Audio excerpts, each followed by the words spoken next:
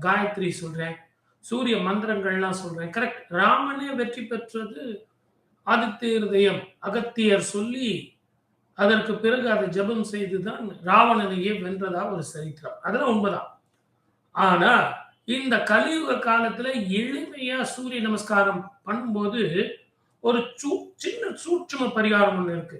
அது என்ன அப்படின்னு கேட்டீங்கன்னா, ஒரு தாமரை அ காப்பர். அந்த காப்பர் சொம்புல கொஞ்சம் தண்ணி எடுத்துக்கங்க. விடிய காலையில உங்களுக்கு தெரிஞ்ச மந்திரங்கள், சூரிய காயத்ரிகள், அப்படி இல்ல அப்படின்னா, மூல மந்திரங்கள் 12 மூல மந்திரங்கள் ஜெபிச்சு, சூரியன பார்த்து நீங்க அந்த தண்ணிய வந்து இந்த பூமியில வந்து விடணும். அ நீர் அர்க்யம். அந்த சூரியன் எதிர்ல நீங்க அந்த தண்ணி விடும்போது, நினைத்த காரியம் ஜெயிக்கும்.